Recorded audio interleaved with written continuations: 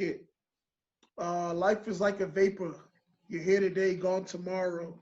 1 minute you're filled with joy, next you're drowned in sorrow. It doesn't matter if you're wimp or you think you're macho.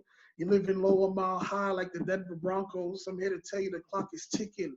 It's moving pronto. And I can understand that this can be a tough pill to swallow, but don't tune me out now. Please listen and follow.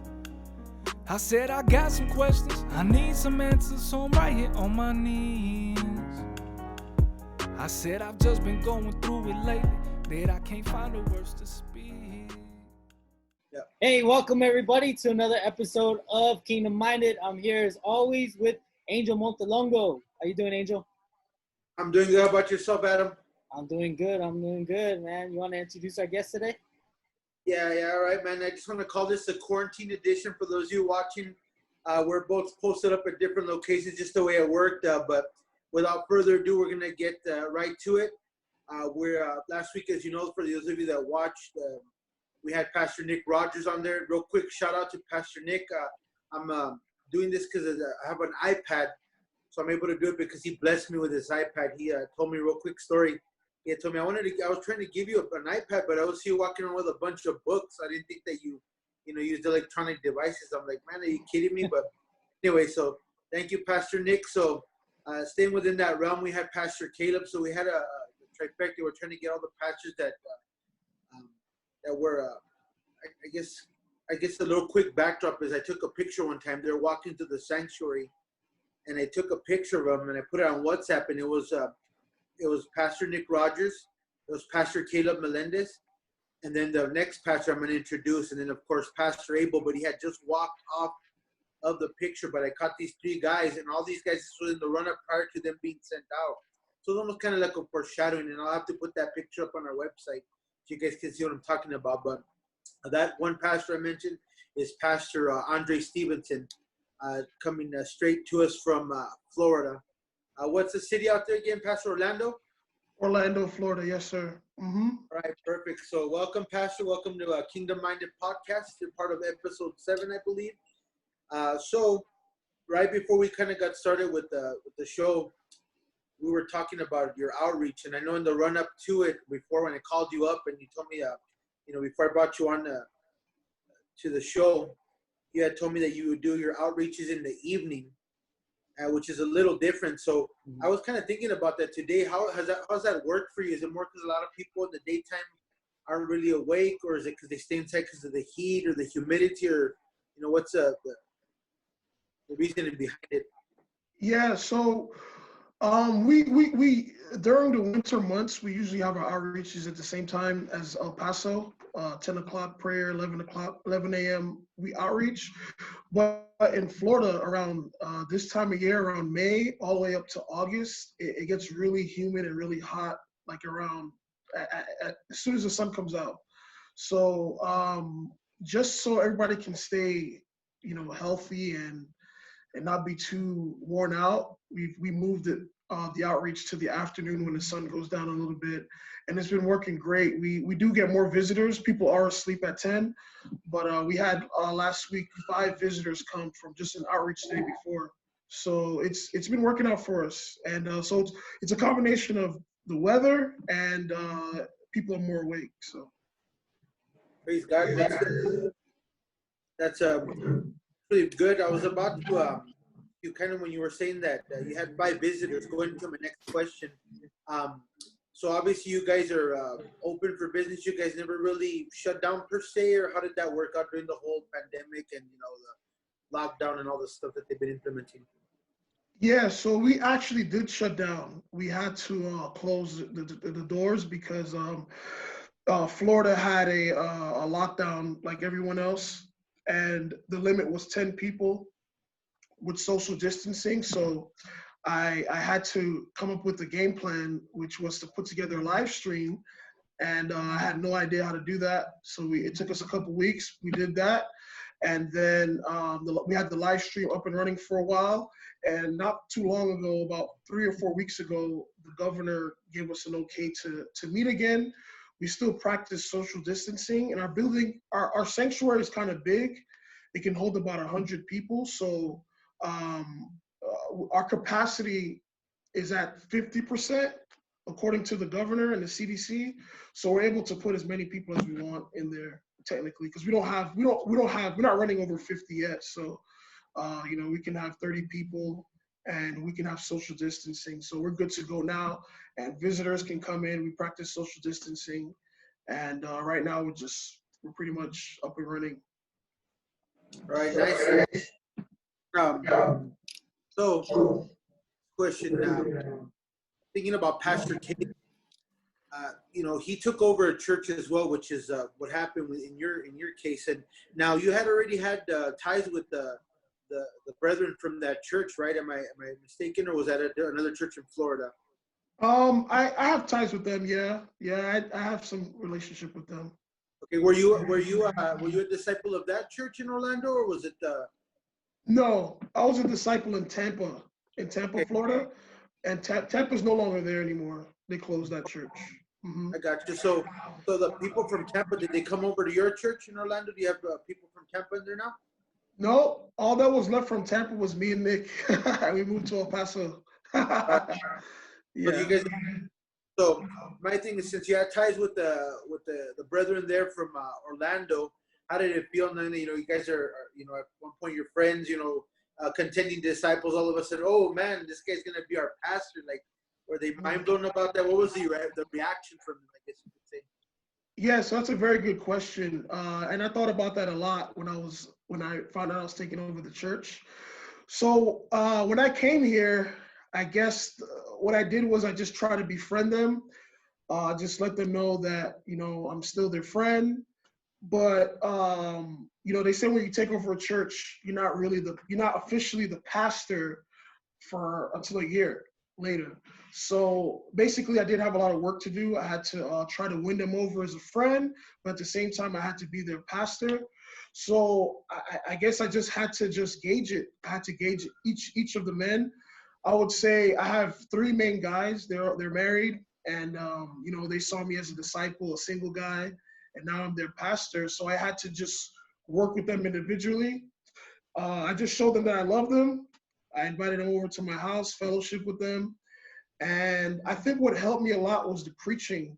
Once I preached, it somehow God used that to kind of give me authority over them in a sense, in a supernatural sense.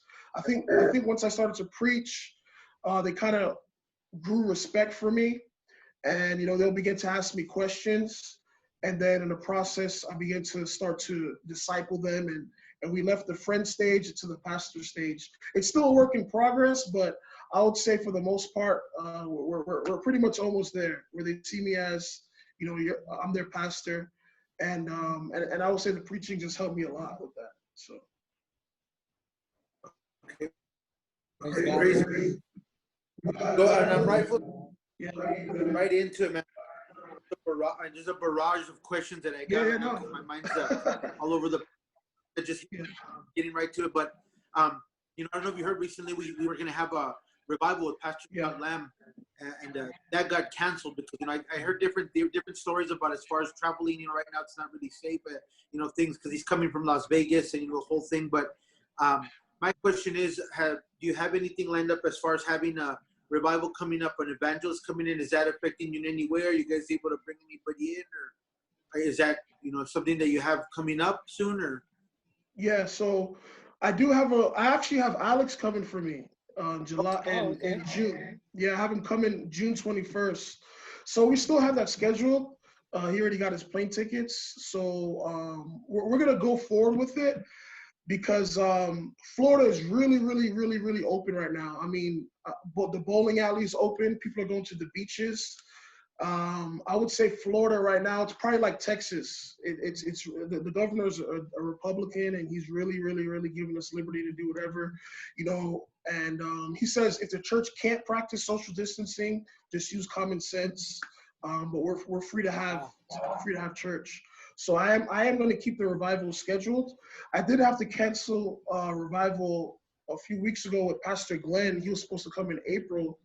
And obviously, we couldn't have that because of the CDC laws that were in place.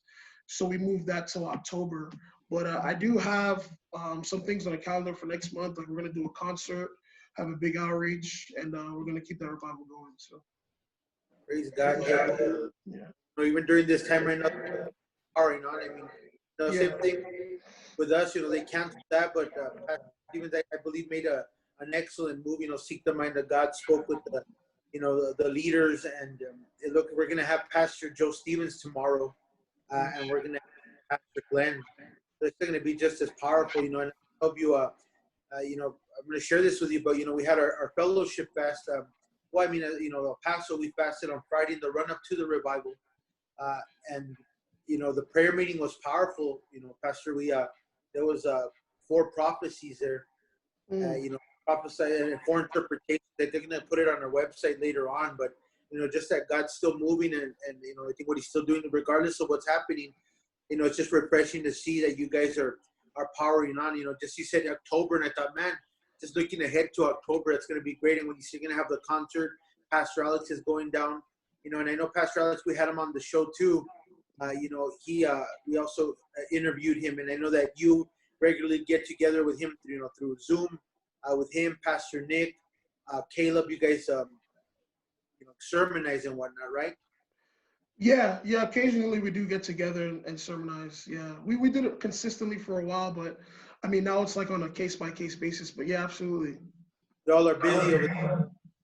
You're actually a new uncle now, huh, Dre? I am, yeah. Congratulations to Caleb. I know, Caleb's popping him out. yeah. I'm happy for him. He got his boy too. So 9 rounds, huh? Yeah. He's I mean, he was big. He was a big boy too. He was 9 pounds. Big boy, man. Yeah. So wow, I'm really happy for him. Yeah, that was really good. That was one of my things I was gonna do a shout out real quick. I told Pastor Caleb that 9 pounds. Already said his son is Moses Wesley, born May 29th. So congratulations from the Kingdom Minded podcast crew here, and Pastor Dre, obviously Uncle Dre, born May 29th. And I thought of that real quick, a joke. Hopefully it works out good. But there's a baby Moses law. I never heard of that, but there's a baby Moses law called at the hospitals. Like if, for example, people want to give their baby up, like you normally would leave a baby there at a fire station, and no questions asked. Same thing at a hospital. You leave the baby there, no questions asked. But this baby eventually went home with Pastor Caleb and his wife. It was a corny joke. It's a dad joke, but I just thought I'd throw that in there. Anyways, congratulations to Pastor Caleb and There's Brenda. more than one way to build a church, huh? There you go, man. You got that boy. Lay hands on that boy and start prophesying. Evangelist, pillar in the making, disciple, man. Everything's just going through my head right now for that little boy. Hey, Dre, with this climate that we have, and I'm sure, I don't know if you had a chance, or of course, it's been in the news a lot with this George Floyd. Are you up on this? Yeah. I'm actually really, my wife and I were talking about it driving back from outreach right now.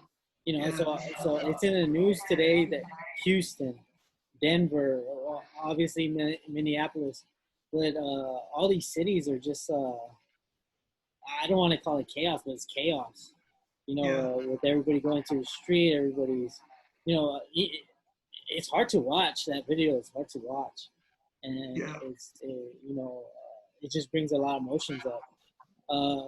I'm asking you as a pastor, what are your thoughts on this? And then what do you tell people that are lost right now? So my thoughts on that situation with George Floyd is, it is a tragedy. I mean, I believe it's a lot of police incompetence, or supposedly that police officer is known to have been harsh and brutal to other people. Several write-ups. Several write-ups, right? Yeah. So I mean, that was just clearly incompetent of him and what he did, and I believe that he should, go to jail, suffer the consequences to the fullest. But with the whole rioting, I mean, there's people, they're doing more damage than good. I was watching that, Minneapolis, which is not known for violence or crime. I mean, the people are probably going crazy. I mean, they burned down a whole wasn't whole O'Reilly? city. Sweet, yeah, they burned down the whole city, and it's just going insane. I really think that people just need to, really evaluate this. Is this honoring this guy? Is this honoring George Floyd? It's not. I mean, even the family came out and said this is not honoring him. This is just disgraceful. But as far as people, I know I talked about it with one of the disciples today too, and I tell people that injustice happens in the world. There's sin in the world. We all know that as Christians. So I tell Christians this. Sin is prevalent in the world. So we're going to deal with people that are racist, people that are whatever, that are evil. Like this cop, he was, what he did was malicious and wrong. But at the end of the day, that doesn't give us the right to go out there and start looting and going crazy and protesting. Right. We know that there's sin in the world. That's what I would tell a Christian as a pastor. And if I was talking to an unbeliever, I will tell them the same thing, but at the same time, I'll kind of let them know, well, how is looting the answer to this? How is you actually here in Orlando, that officer, he owns a house here in Orlando. He has 2 houses, and they're actually protesting here in Orlando at his house. I don't know if anybody lives there, but what is that doing? That's not doing anything for anybody, So that's my answer. That's my gist on it.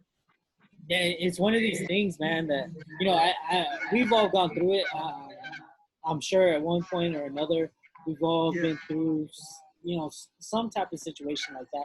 And of course, when we're in the world, we handle it a certain way. Right.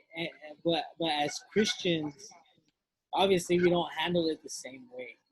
And I know a lot of people are upset and they're feeling some type of way about it.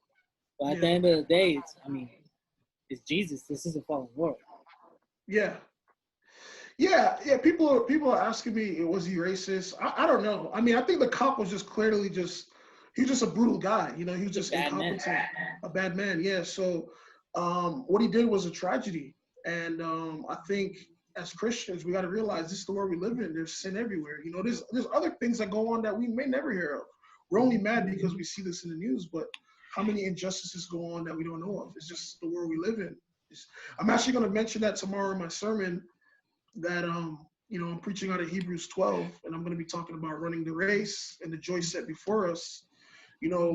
As long as we live on earth, there's always going to be injustice. But, once we get into eternity, then everything's perfect. There's no injustice. So I was reading an article on Fox News, and today we're around the church, a couple of disciples also, and one of the brothers had mentioned something about an organized protest, and I'm like, or something along those lines. I'm like, well, organized protest, it's an oxymoron. You know what I mean?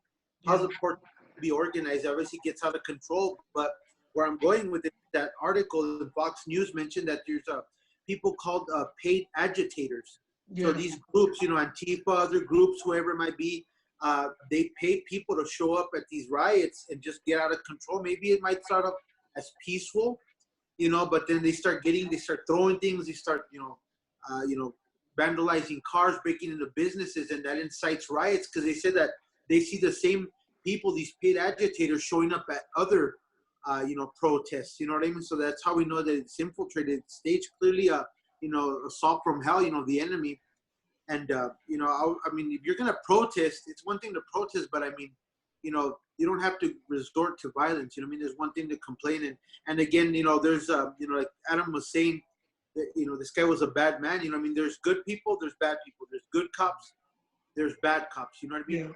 Yeah. One doesn't speak, just like with Christianity, you know what I mean? Not all Christians are the same. Just because one Christian maybe had a bad day, told somebody off, they think, oh, you know what, this guy's not a real Christian. They're all the same. They're all hypocrites, the famous word. So that kind of just ties in, but I just want to chime in on that, thinking of, these paid agitators, It's true. I seen a video just maybe a couple hours ago of this, a man, when all was peaceful in Minneapolis, everything's peaceful, everybody's outside, they're in the streets, nothing has turned on fire yet. He's dressed in all black, he has a face covering, he has a mask on, he has a little helmet kind of thing on, and he's just going to AutoZone and he's breaking all the windows, and people are like videotaping, like, what's this guy doing? And then maybe like 45 minutes later, it's just chaos. Yeah. Yep. Yep. No, very, very true. There's people that just, they got nothing better to do than just to cause a chaos. It reminds me of what happened in Ferguson with Mike Brown. It was the same thing when when they found out who was involved in the protest, they realized like 80% of the people weren't from Ferguson. They weren't even from the Missouri area. And, there are people out there, they just want to cause chaos, Antifa, anarchy, they just want to cause chaos. They want to cause drama, and they're ruining these people. The people in Minnesota, they're ruining their life, and it's just a tragedy. These people that just want to cause chaos. And they're breaking into businesses that are black owned. Yeah. They're just it's wild, man. It's wild out there. Yeah. I know, like on Facebook, even people that are not really political, there's just. Everybody has thoughts on this. This is something that's gonna. And you know what? What the sad thing is too. I'm sorry. Go ahead, bro. I'm just saying. Everybody has an opinion about it, but everybody's trying to give answers like politicians or new laws or we need to change this. Answer Jesus. Yeah. Exactly. Very, very, very, very true. Yep. This overshadowed something great that happened today. You guys saw about the launch. NASA launched the. Oh yeah, that was awesome. Today, you know what I mean? But this was going on, and we're like, hey, we're kind of making history again. It's been a while. We're about to, but everything gets overshadowed. And the media is just feeding violence, negativity. I mean, there's good things happening around the world right now, but everybody wants to just feed on negativity. It's like, when somebody starts talking negativity, and the moment you speak something positive, you talk about Jesus, nobody's having it, but the moment you say the violence, this and that, people are all for it, Real quickly, guys, I got just an update here live. This is from Renee Navarro, as you guys heard, in our church, that he got COVID. Looks like he says here, please include my wife, Veronica, and Sophie, I guess his daughter, in church prayer, as they too tested positive and are managing the situation from home. As always, thank you for being there for me and my family. The church has been beyond any expectation. So we're praying for the Navarro family. Also, Pastor Ernie Lopez had tested positive, and I know that when I spoke to him, his wife Sandra was experiencing some of the symptoms. I know he has Sandra's, I think, sister living there, Melinda, and her daughter Kirsty. They're okay right now. But I know that the daughter has underlying conditions, something that she's sick from. So we're praying a lot for the family right now. So I just wanted to take a moment, and that was going to be part of what I want to talk about, was just a prayer for that, family right now, for the Navarro family and Pastor Ernie Lopez and family. So if you guys can just lift them up in prayer, those out there when you watch the podcast. I mean, this is pre-recorded, obviously, but either way, keep them in your prayers, and we'll keep everybody posted and updated. Yeah, definitely, man. I think the best thing out of all this is Jesus is on the throne, and just waiting for that big victory. Yeah, amen. Been on the fence about it too. Like as far as two things that have kind of come into my mind when I'm praying. I always pray about God did not give us a spirit of fear, timidity. 2 Timothy 1:7, but the spirit of power, love, and. But then I think of also wise as serpents, harmless as doves. You know what I mean? But at the end of the day, like I said, God is on the throne. He's in control. Everything that we're seeing now is in the run-up to the last days. I mean, look at these things happening with things getting out of control in every city. Now you're looking at the social tracing that they're trying to do now. Pastor Lee was doing that masterpiece Sunday school on the mark of the beast. So, I mean, everything is just pointing to Jesus coming back soon, and going back to what Pastor Dre was saying, if there's not going to be any of this, when we're in heaven, no more sorrow, no more pain, no more tears. That's it, So it's definitely worth what we're going through. You know what I mean? But till Jesus comes, we got to keep laboring, and again, going back to what you're doing, Pastor, out there, pushing forward with the church. We still got a job to do at the end of the day. And real quickly, a quick analogy that I wanted to use, and I was telling somebody about this in the Civil War. Before they went into battle, they would designate someone as carrying the flag, during the battle. And that was his only job, was to hold up the flag. you know, whether it was the Union or the Confederacy. So, you know, they said, if this man should fall, who's going to grab the flag and pick it up and carry on? You know, and I'm pretty sure that applies now too. And, you know, with Rene Navarro, Brother Rene, Pastor Ernie, you know, we pick up the flag, you know, right now that, you know, that our brothers are, you know, going through this right now. As a fellowship, you know, men need to step up, you know what I mean? Couples, you know, we need to rise up right now, and we keep doing what we're doing. Maybe you're not called to preach. Maybe you're not called to be a pillar, whatever the case may be, but we're still all called to, you know, minister the gospel, to lead souls to Jesus, you know, until he comes back. So just wanted to throw that out there and say, you know, the labor is plenty, but the laborers are few, men. But we need the laborers to catch up to the labor. Yes. Yeah, very, very true. We're living in the last days. Jesus coming back any minute. And, you know, that's what I tell my church the same thing. You know, we got limited time. You know, these are the birth pains that Jesus talked about. So, yeah, very, very true. Well, real quickly, I'm going to gears here. I'm sorry, were you going to jump in, Adam? I was going to switch gears also. All right, go ahead. You switch your gear, and then I'll put it in the second gear.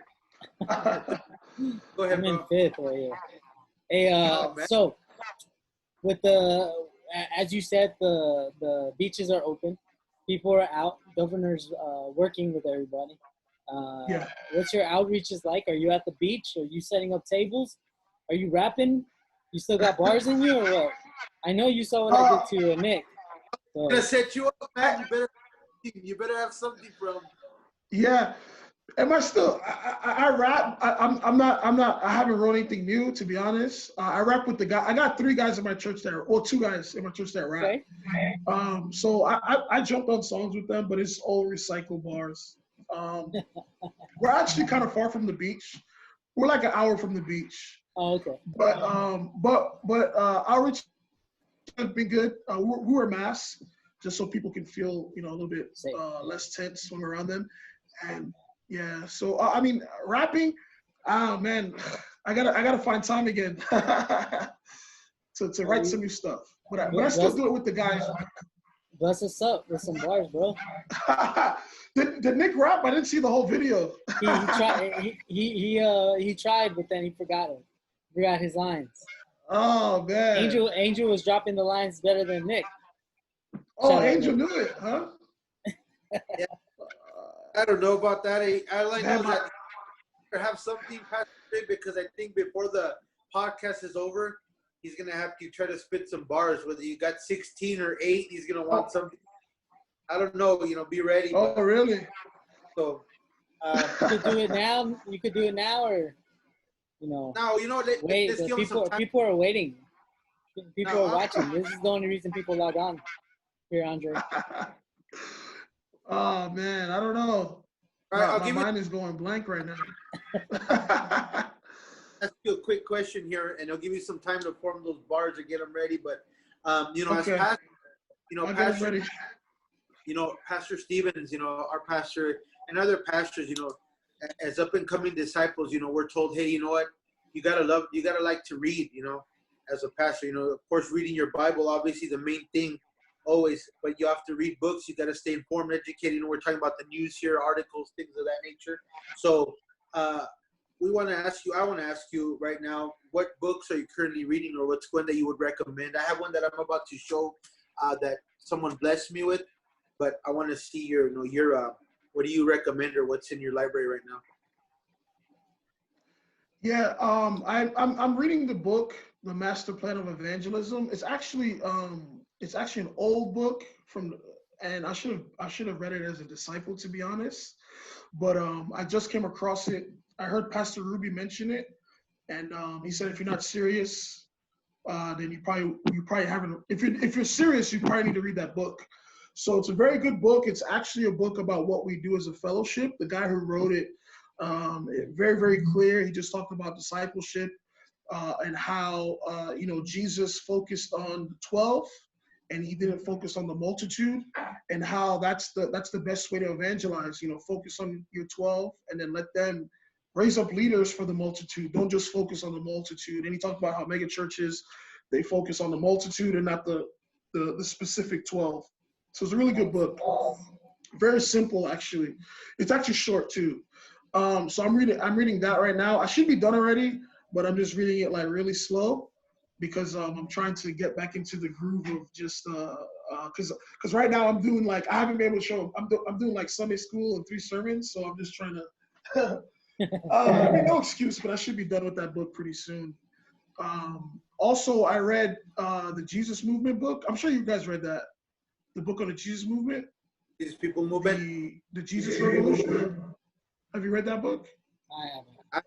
The Jesus Revolution. Go ahead. No, I haven't. Go ahead. Oh, okay, yeah, I'm reading that. Well, I'm not reading that book. I finished that book. I just thumbed through it real quick. That book is basically on the Jesus People movement and how that author believes that we're in the same time. Like the hippies are kind of like the millennials of today. So it was a real interesting book. There's also one spiritual leadership, an old book that I read half of it, but I put it down. A book that I'll recommend for you guys to read is The Master Plan to Evangelism. I don't know if you guys even heard of it. Have you guys heard of it or anything?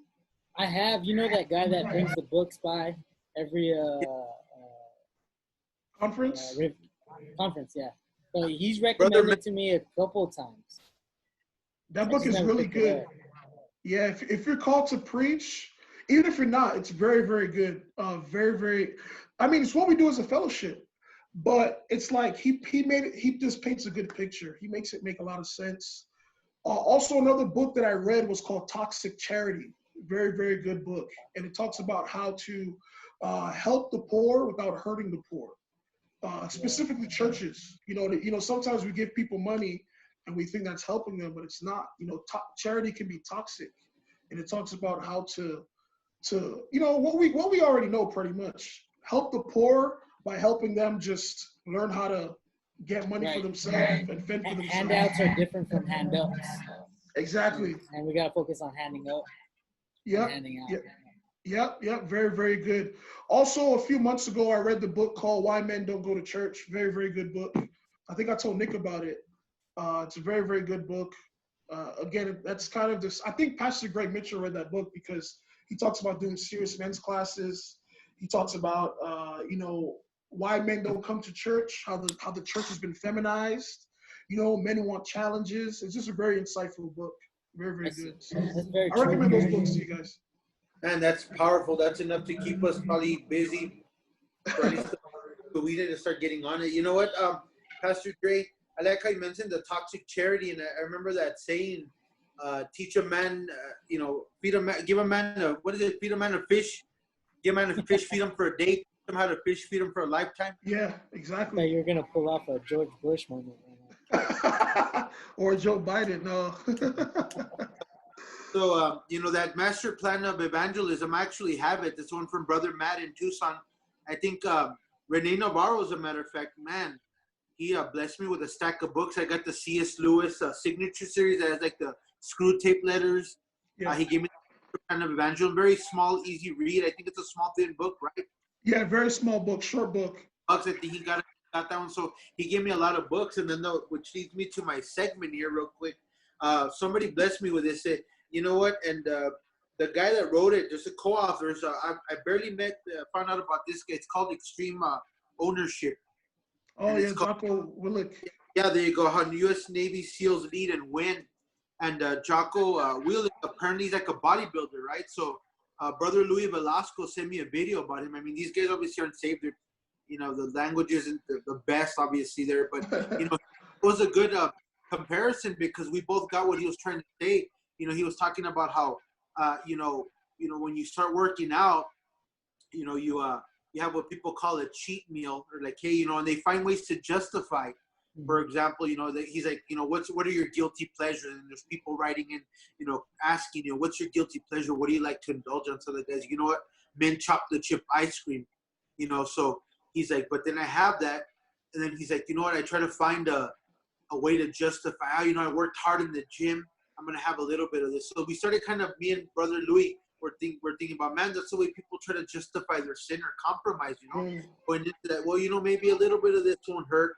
It's a little bit of this, and all of a sudden, it's like you know, it's like a pet, you know, a little puppy. You have them everywhere. You're holding them. All of a sudden, you hear about these dogs turning on their owners, and that's what happened.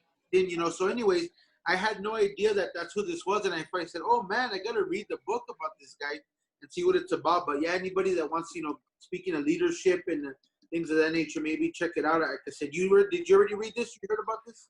I've heard about it. Never read it. Yeah, never read it. Yeah, so I know Caleb recommended it to me. Okay, so I'm gonna try to see if I can read this and maybe give like a, maybe like talk about it. Like, you know, like just boom, you hit us with a bunch of books, but you know the difference is you got through them, you know what they're about. I mean, we get books because the cover looks nice, the price is good, and hey, you read like 2-3 pages, next thing you know, like you're onto something else, or you forget, you know. So again, you gotta have a good discipline to read. You know, you're gonna be a pastor too, you know, because a lot of this time, you know, when you're preaching, you get illustrations from it, things like that. So, you know, so yeah, definitely those want to check it out, those of you. And then again, what you recommended, Pastor Dre, a really good one. So, Adam, I don't know, to jump in. Adam, go for it. I'm over here with Zeke. Say hi, Zeke. Hey, what's up? Oh, how's your son, Dre? He's good. He's good. He's 10 months. Yeah, he's big. He's getting. He's a big guy. Yeah. How is it, man? Oh man, it's a lot, but it's fun though. It is a lot. I mean, you know, getting used to it, but it is how old fun. is he now? 10 months. 10 months, man. Just is he already walking around? He can walk a little bit, but he's crawling really fast. Crawling everywhere, huh?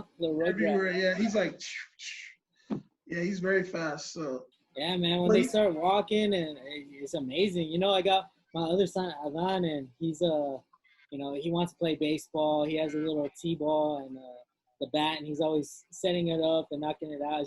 It's amazing, you know. Growing, well, I have daughters, right? But raising sons is so much different. They're really? Yeah, it's night and day, right, Angel? Really? What do you think? Yeah, absolutely, man. It's completely different. You know, I mean, you got daddy's little girls and you got mama's boys, but then, you know, it's and as a matter of fact, that's another good book. I think it's called Raising Boys. Is it Dr. James? Bringing Up Boys. Yeah, I've read that book. Yeah, I read that book like a couple times. Yeah. Dr. Dobson. So yeah, there you go. But yeah. So anyways, I know that you know, Adam, you got your son in the mix there, and Pastor Dre, I want to thank you for coming on. We really appreciate you, man. I know that you know, you got to get ready to preach tomorrow, and we thank you again for everything that you're doing, man, out there, and holding down the church out there in Orlando. You know, the disciples. And one last question, man. Actually, not last question, but you ready to sign off with those bars? Oh, what you got, Dre? I thought you guys would forget. You know what? As a matter of fact, I'm gonna put it in the beginning of this video. Oh yeah. Do I have the bars? Man, oh man. You know, what can I say? Jesus coming back, it's a wrap. There you go. Nah, come on, Dre. Man. Oh, okay. You say you rapping over there. I am. I do rap with the guys every now and then. Is there a beat or no? Acapella? No beat. Just go. No beat? Alrighty. You know, all right. Check it. Life is like a vapor. You're here today, gone tomorrow. 1 minute you're filled with joy, next you're drowned in sorrow. It doesn't matter if you're wimp or you think you're macho. You live in low or mile high like the Denver Broncos. I'm here to tell you the clock is ticking. It's moving pronto. And I can understand that this can be a tough pill to swallow, but don't tune me out now. Please, I don't remember. Please listen. It's all good, Dre. That was good, man. I appreciate you being on the show, man. I got brain. I have to practice before the concerts. Me too. I got the same thing. Yeah. That was good though. I got what you were saying. You said Broncos, you said pronto, you said follow, you said sorry. Hey, somewhere, Raymond is somewhere right now saying, "Hey, Dre just said Denver Broncos." Oh. Oh man, that's funny. Hey, well, thank you guys. I appreciate it. Thank you guys for. Hey, Dre, it was great catching up with you, man, and we Yeah. appreciate you. We love you, and we miss you, man. Thank you guys. Same here, man. I love you guys too. I'll see you guys soon. I'll be there in July actually before I go to Prescott Conference. So Praise God. Awesome. We'll look forward to catching up with you, man.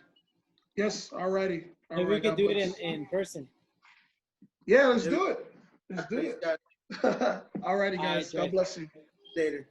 Yep. Angel, So real quickly, guys, before we sign off officially, we want to thank Pastor Dre for being on the show, and then just want to let you know that for those of you who are open, the church is open. You want to come on out for services Wednesdays at Sundays at 11 a.m. We got Sunday school at 10 a.m. and we got services at 11. Then again at 6:30, 2 different messages, and then also we do have services on Wednesday at 7 p.m. and then Thursday we have a Spanish service as well at 7 o'clock, and then Fridays we do have Zoom Bible studies. Looking forward to getting together and doing them live in the homes like we were before. For those of you, again, with the whole COVID thing, you can still join us live stream at elpasochristianchurch.com or thereishope.live. So you can check it out as well. You can also go to the website real quick. Right now I have Brother Adam hit you guys with the website, but on there, I'm working on getting, I already got 2 blogs that I need to post on there to the co-host corner. You guys need, you have questions, we got suggestions. Also, someone hit me up today and told me that, they would like for us to, at least have some, sometimes it looks like we kind of just let the conversation go where it may. And sometimes it happens like that, but, we try to format it as best we can, guys. But, this goes live.